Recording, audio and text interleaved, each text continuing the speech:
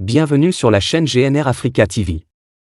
Si vous êtes nouveau parmi nous, abonnez et activez la cloche de notification pour les prochaines vidéos. Le Real Madrid, accroché sur la pelouse du Betis, laisse s'envoler le Barça. Tenu en échec ce dimanche sur la pelouse du Betis, 0-0, le Real Madrid laisse le FC Barcelone, vainqueur un peu plus tôt de Valence, 1-0, prendre le large en tête de la Liga. Sale semaine pour le Real Madrid. Après avoir été tenu en échec à domicile par l'Atlético de Madrid, 1-1, samedi dernier, puis concédé une défaite, toujours au Bernabéu, face au FC Barcelone, 0-1, en demi-finale allée de la Coupe du Roi jeudi, les joueurs de Carlo Ancelotti ont été accrochés sur la pelouse du Betis au terme d'un match qu'ils ont pourtant dominé.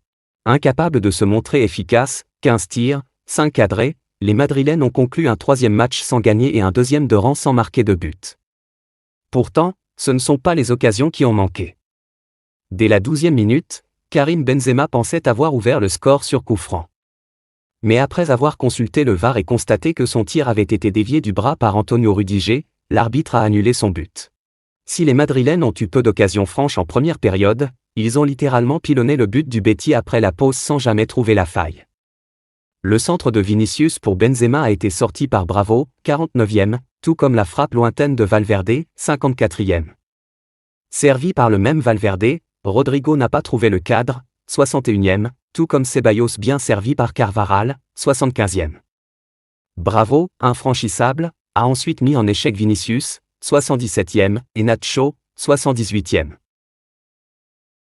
Courtois a aussi fait le travail, détournant en début de match une frappe de Borja Iglesias, 9e, avant de mettre de nouveau en échec le numéro 9 andalou, 53e.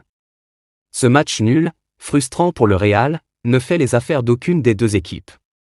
Le Real Madrid voit le FC Barcelone, vainqueur un peu plus tôt de Valence, 1-0, prendre 9 points d'avance au classement. Alors que le Betis a laissé passer l'opportunité de revenir à un point de la 4e place et de la Real Sociedad accrochée par Cadix, 0-0. Coupe du Roi d'Espagne, le Barça mate le Real et met un pied en finale. Avantage Barça. Le FC Barcelone a remporté la demi-finale allée de la Coupe du Roi 1-0 contre le Real Madrid jeudi au Santiago Bernabéu, mais les Merengues auront toujours une chance d'arracher un ticket pour la finale lors du match retour au Camp Nou, le 5 avril. Kessié, la renaissance. Pour Kessié, en revanche, c'est une renaissance. Le milieu international ivoirien qui a rallié la Catalogne l'été dernier a pris son mal en patience, et a vu son temps de jeu gonfler avec les blessures de Sergio Busquets et de Pedri. Il en a profité pour marquer un but en 8e de finale de la Coupe du Roi, et un demi-but jeudi soir. Le FC Barcelone affronte le FC Valence au Camp Nou, à l'occasion de la 24e journée de Liga. Avec 59 points, le club de la Catalogne occupe la première place du classement avec une avance de 7 unités sur le Real Madrid. Jeudi dernier, les Blaugrana de Xavi se sont imposés face aux Merengues à Santiago Bernabéu, 1-0, en demi-finale allée de la Coupe du Roi, sur un CSC d'Eder Militao. Le club de la Catalogne doit rebondir en championnat après une défaite sur le terrain d'Almeria, 0-1. Les partenaires de Robert Lewandowski rencontrent une écurie chez Calais à la 18e place du classement avec 23 points, à une longueur du Real Valladolid. Les partenaires d'Edinson Cavani restent sur une victoire à domicile contre la Real Sociedad, 1-0.